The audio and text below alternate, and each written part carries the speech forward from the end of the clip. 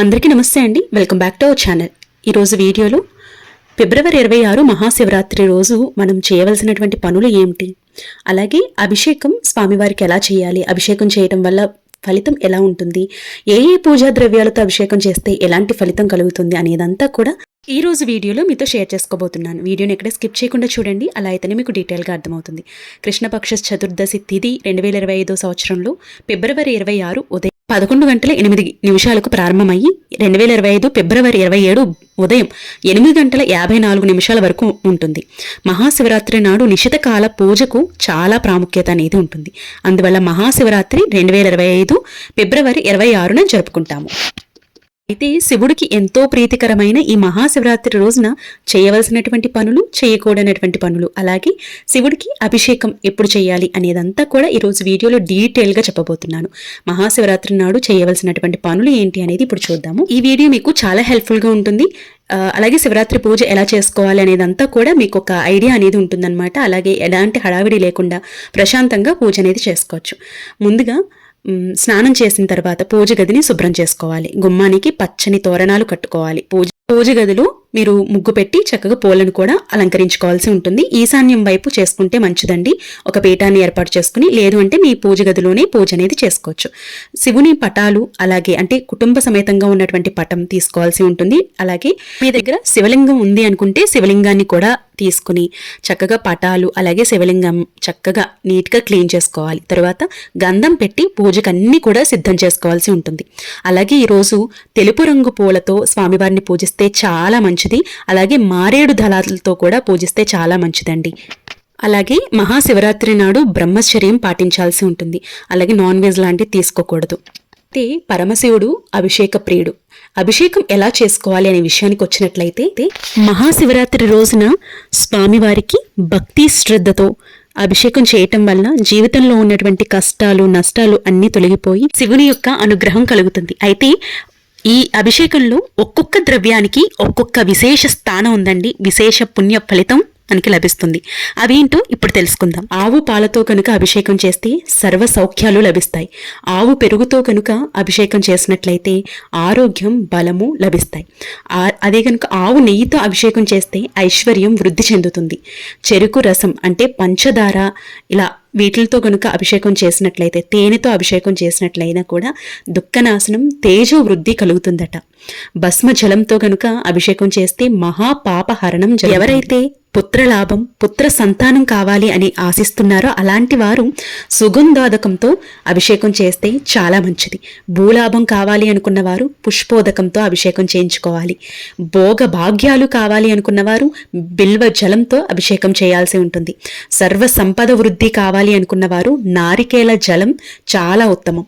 శత్రునాశనం కావాలి అనుకున్నవారు ఖర్జూర రసం అభిషేకం అనేది చాలా మంచిది. అలాగే ద్రవ్య ప్రాప్తి కావాలి అనుకున్నవారు గరిక జలం చాలా మంచిది. అలాగే సర్వ సమృద్ధి సంపద కావాలి అనుకున్నవారు గంగోదకంతో అభిషేకం చేయించుకుంటే చాలా మంచిది.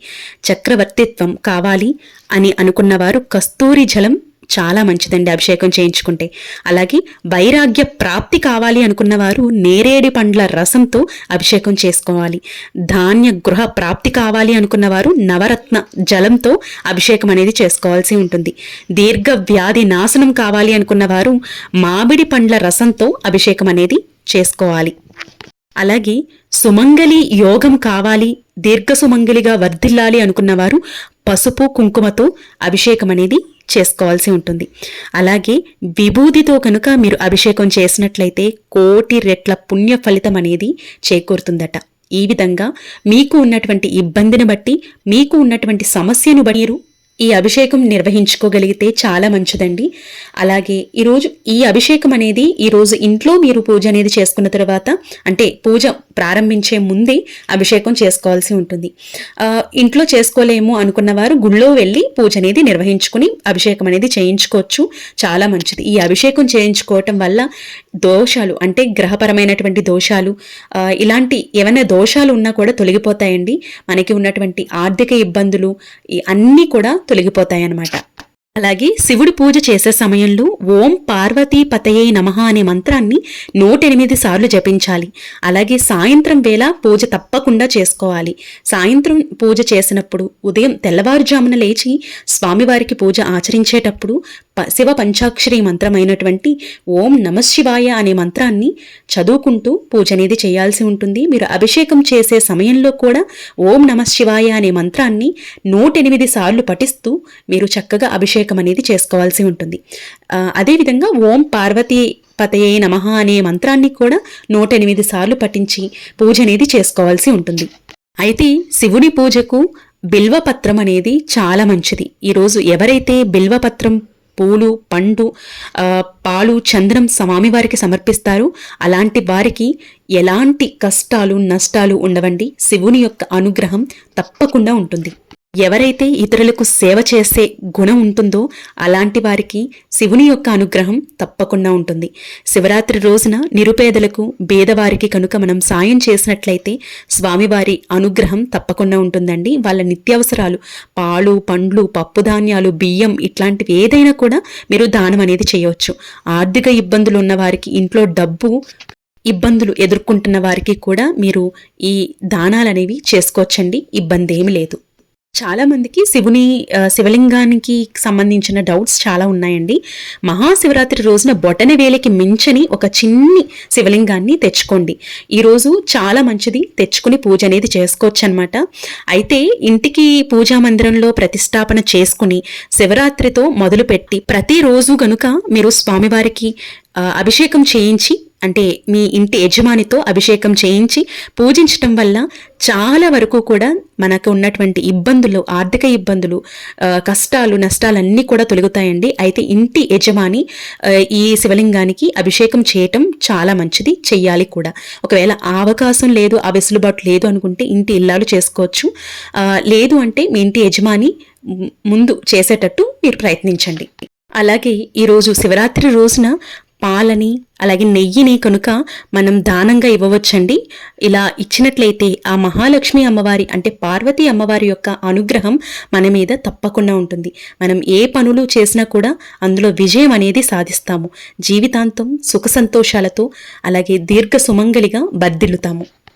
ఎవరైతే ఏలినాటి శని ప్రభావంతో బాధపడుతున్నారో అలాంటి వారు పిండి ప్రమిదలో 5 ఒత్తులతో దీపారాధన చేసుకోవటం వల్ల ఈ శివరాత్రితో మీకు ఏలినాటి శని ప్రభావం అంతా కూడా తొలగి మంచి అనేది జరుగుతుంది. అలాగే మీ కుటుంబ వ్యవహారాల్లో కానివ్వండి, వ్యాపారంలో కానివ్వండి, ఉద్యోగాల్లో కానివ్వండి మంచి మార్పు అనేది కలుగుతుంది.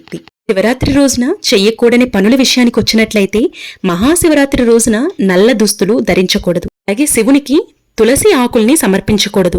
మహాశివరాత్రి రోజున గోధుమలు, బియ్యము, పప్పుధాన్యాలు, సుగంధ ద్రవ్యాలు లాంటివి ఆహారాలకు దూరంగా ఉండాల్సి ఉంటుంది.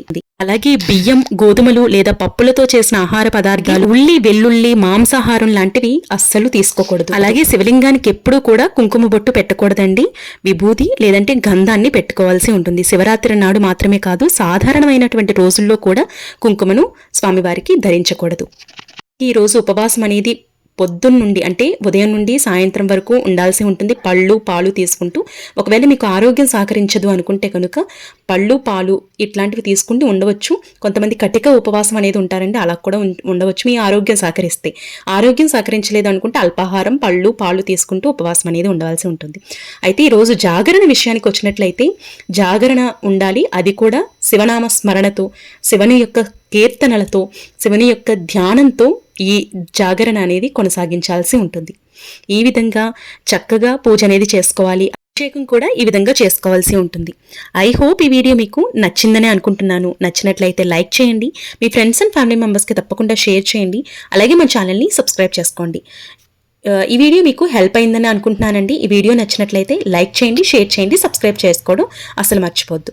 రేపటి ఒక మంచి వీడియోతో మళ్ళీ మీ ముందుకు వస్తాను. అప్పటి వరకు నమస్తే. Thank you for watching.